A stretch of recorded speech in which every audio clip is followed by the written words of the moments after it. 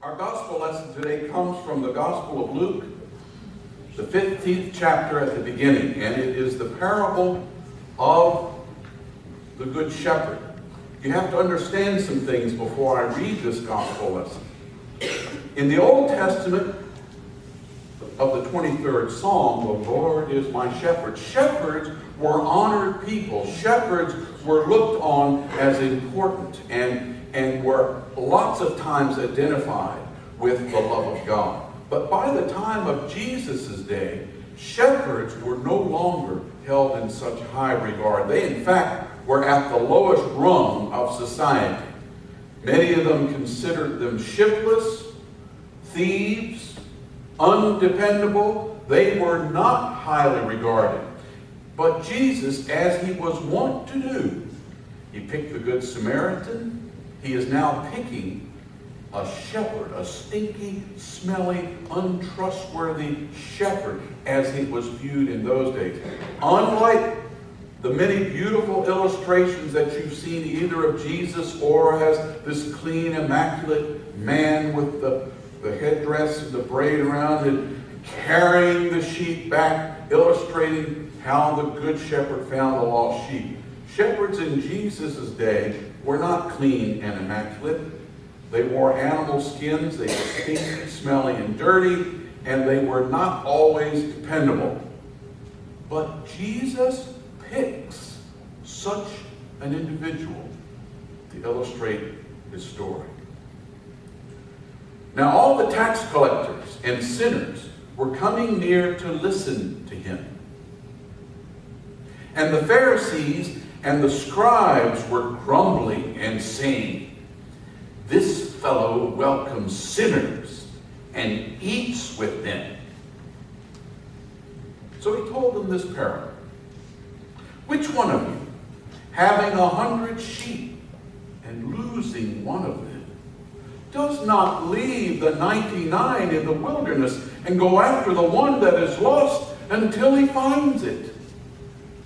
When he has found it, he lays it on his shoulders and rejoices. And when he comes home, he calls together his friends and neighbors, saying to them, 'Rejoice with me, for I have found my sheep that was lost.' Just so, I tell you, there will be more joy in heaven over one sinner who repents than over 99 righteous persons who need no repentance. Or what woman, having 10 silver coins, worn like a tiara around her head," and these were coins of her dowry that were given to her at her wedding, and they were to be kept, to be worn, to cherish, but also used if times got hard and you could detach each of the coins as needed to buy food and other needs. What woman, having 10 silver coins, if she loses one of them, does not light a lamp, sweep the house, and search carefully until she finds it? When she has found it, she calls together her friends and neighbors, saying, 'Rejoice with me, for I have found the coin that I had lost.' Just so, I tell you, there is joy in the presence of the angels of God over one sinner who repents." The gospel of Jesus Christ. Thanks be to God. Have any of you ever experienced the feeling or had the experience of being lost? Or if you were a parent, have you ever had the misfortune of looking around for your child and you're in a store and he's not there or she's not there? Oh yeah. And in this day and time, that is even more scary. If you've been lost, you know it can be scary. How many of you, I'll pick on spouses, have a spouse that will never admit they are lost when they are driving someplace unfamiliar? You're lost. No. Let's stop and ask for it. No need to stop and ask for directions. Oh, yeah. Being lost is an inescapable part of our life. Being lost, in reality, is where many of us, most of us are, if not most of the time, part of the time. When Jesus was sharing his parable about the lost sheep, he was talking about being lost as a state of being for human beings. And his parable is very strange because he has a shepherd leaving 99 sheep out on the hillside, unprotected, uncared for, while he goes and looks for the one that is lost. They weren't in the sheepfold. There weren't other shepherds there assisting him. He left them on the hillside. Why did he tell the story that way? He was dealing with the scribes and the Pharisees, and they knew they were not lost because they obeyed the law of Moses. And they did all the rituals and things in that day and time that were required to determine one's righteousness. They earned their way into God's love. And so, they didn't need a shepherd. But Jesus is pointing out, it's not an allegory. It's not the shepherd is Jesus or God, but pointing out the sense. If you feel that you're righteous, then why do you need anyone to look after you? You've earned your righteousness. There you are. You can stay with your 199 sheep and not. But what about the one? The one who has wandered off, the one who has gotten in trouble, the one who for maybe no reason on their own has fallen through the cracks and can't figure out how to get home, how to get back.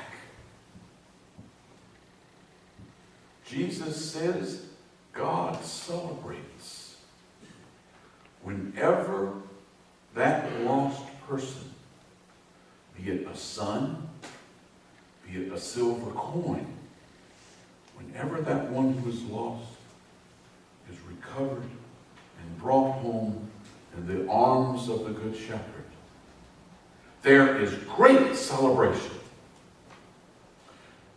You and I, we all live in a time where it's very easy for us to feel as if we're not lost, or to feel that I'm good, I'm in church on Sunday, I helped a poor person this week, I have done these things that I have marked off and checked off that indicate I am a righteous person. I am righteous. But we fail to see that in many ways we are lost.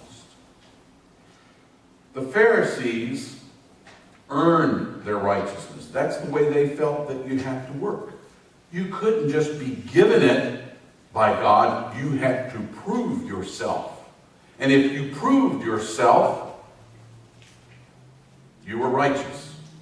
How many times do we set up criteria in our life for other people, and perhaps even ourselves, that we set up a criteria that determines who is successful, who is considered wealthy, who is secure, and we set up this criteria that we meet. And then when we reach the top rung of the ladder, which whatever ladder that is, we smugly sit back and look down on all the little people, the poor people, the needy people, the unsuccessful people, the whatever derogatory term we want to use to differentiate our life from theirs. I live in a nicer house than they do. I drive a nicer car than they do. My church is more right than their church. Do you hear? And what we do, and what Jesus is telling us, when we do this, we're not indicating that we are righteous. We're indicating that we're lost, perhaps even more desperately lost than that poor sheep that Jesus is speaking of. We are lost. When we start relying on things of this world to determine who we are and what we are and what we will do. You ever watch television? That's kind of a rhetorical question. I doubt there's anyone here who doesn't watch television. Looking back over the years, do you remember all the various commercials and things that you have seen to sell a product? Do some of you remember back in the late 50s, early 60s when flight attendants were called stewardesses? And they were picked based on their beauty and their poise, and they would have to go through a school of instruction, and the instruction included looking as sexy as they could. And they were encouraged to smoke filter-tip cigarettes because that was considered sexy. Do you remember the Marlboro Man? Oh, what's he selling? He's selling cigarettes. And how is he selling them? He's selling, you want to be a real man, you'll smoke Marlboros. We live in a culture that has been built on schemes and falsehoods and misrepresentations. And we have built our life around this, our whole economy, our whole culture. What is it going to say about us if we are remembered for a greasy hamburger and French fries, or a soda drink that has gone all over the world? Is this the best that we can give? Is this the most? And yet, when we participate and overconsume, and we indicate how lost we are. The Pharisees thought that they were not lost. They were righteous. You and I are here this morning, and it's very tempting to look around and see who's not here. Or to go out and as we go to our cars and drive home, see people who haven't been to church and to feel very righteous and to be very convinced that we are not lost. And in so doing, we obscure how lost we really are. Human beings are lost until they are found not by what they have done, not by what they have earned, not by what they have proven to anyone. We are lost until we can say, Lord, help me. Lord, I don't know which way to go. Lord, I'm scared. Lord, I'm out here all alone and I don't know what to do. Lord, I'm lost. And in that moment, the love of God will find us. And we will be enfolded and brought home and loved. And made righteous not because we needed to prove anything to anyone, but because our God loves us.